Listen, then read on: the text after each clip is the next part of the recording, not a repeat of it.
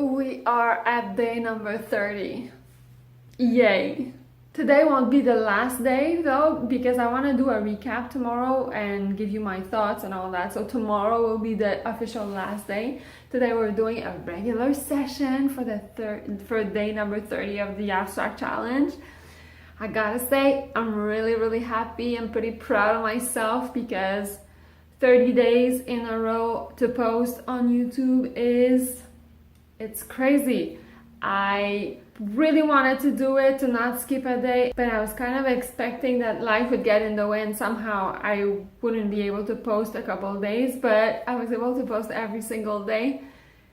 It's a big win. I'm really happy, but we'll get into all my thoughts about the whole challenge tomorrow. Today, I want to do one painting more in detail.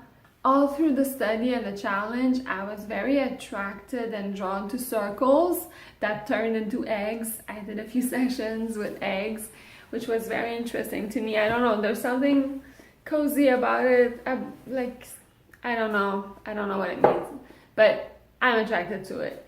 The thing is that in a very small, not very small, but in a smaller format, it kind of fits. It makes you feel good. I have good feelings looking at it, and even as a polyptych, like multiple paintings combined together in small formats to make a bigger one, it's interesting, like the repeated element. The one thing that I'm not sure about is, what if I paint an egg composition or a big circle in a large format? Would I get that same feeling? That's what I want to find out today. So I will inspire myself from previous eggs that I've made, and I will paint in a large canvas, see what it gives.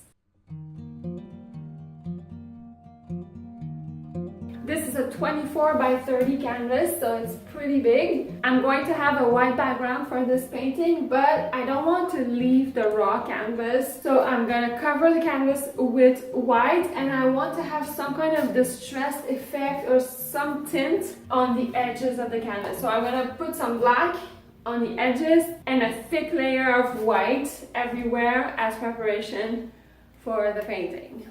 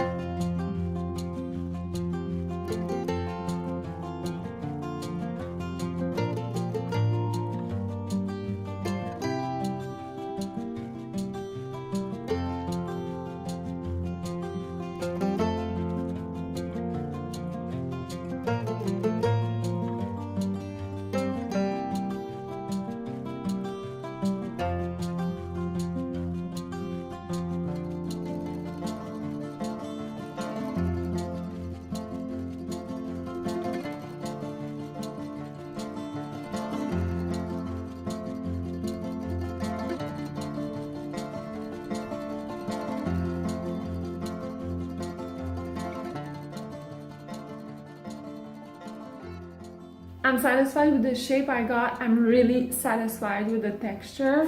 Because I put a really thick layer of white, I'm getting this really nice texture here, and I think I'm gonna leave this white spot there. I'm really happy with all this edge all around it. The next step, I want to add a crackle medium in the middle to get that super nice texture effect. There it is. I don't know if I have enough. Let's hope I have enough.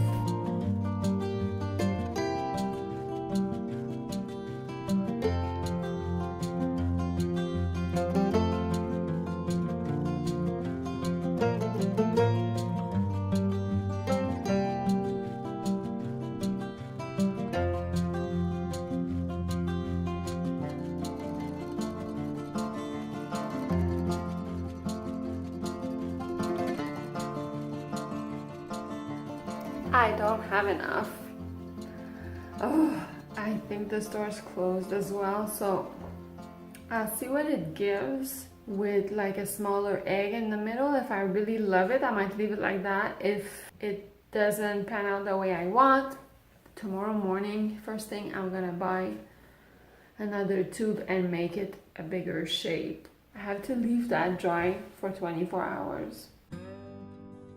Okay, so good news. Initially, I thought there might not be enough medium, crackling medium for what I wanted. I wanted the egg in the middle to be 3/4 the size of the black egg. It ended up being a lot smaller. When I woke up this morning, it looked like this.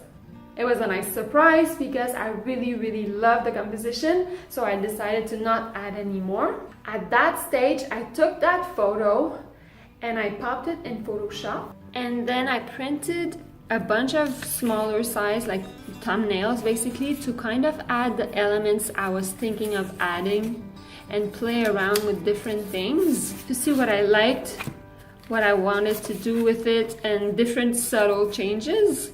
That's what I usually do with paintings. At the midpoint, I usually take a photo and kind of play around with it digitally.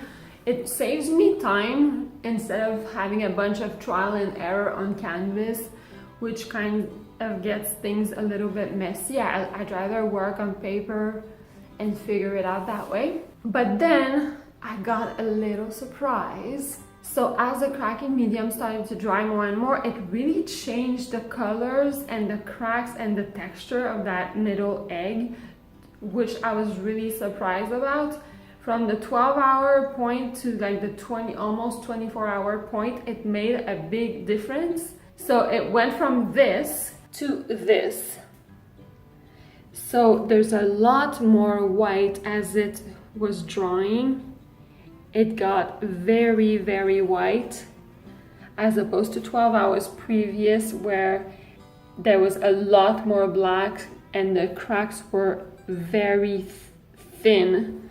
So it made a big difference in the composition, and it's also very different from paper. Let me show you the paper. So this is a study that I made in one of the sessions, and that was my inspiration for the larger painting. And if you look at the paper, there's a blue hue to that medium that you don't get on canvas. I have no idea why that is. If you look at both, they're very different. You get hints of blue here, but overall, it's pretty much white. I haven't experimented with the crackling medium enough to know the exact reason.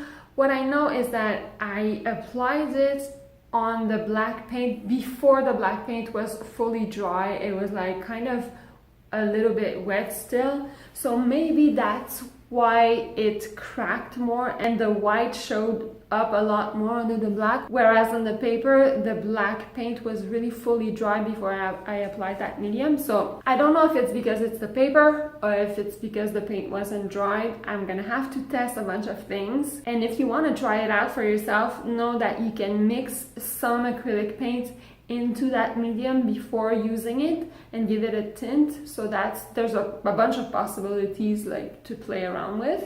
So let me show you the final painting. Here it is. If you compare this painting after almost 24 hours of drying time compared to the 12-hour shot that I took, you see that there's a big difference. And for that reason, I decided to not add any contour line, to not add any other elements, because I felt like there was the perfect balance of texture around the edge of the black egg and texture around this edge of the smaller egg and within the smaller egg. When I looked at it a few minutes ago, I thought, that's it, it's done.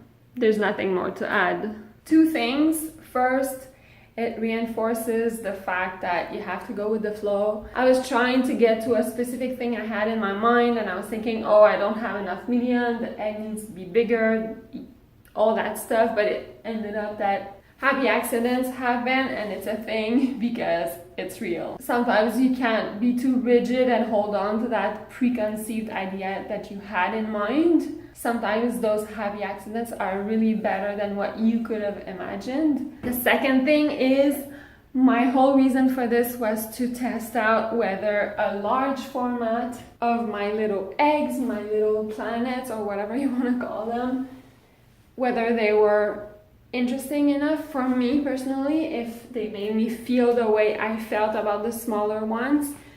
Yes, it does. It makes me feel good. I love it. I love it large. I love it small. And I think I'm gonna keep on doing them. Today is day 30 of my 30-day abstract black and white challenge. I'll see you tomorrow for my final thoughts, everything I've learned, and where I want to go. I'll see you tomorrow. Baby,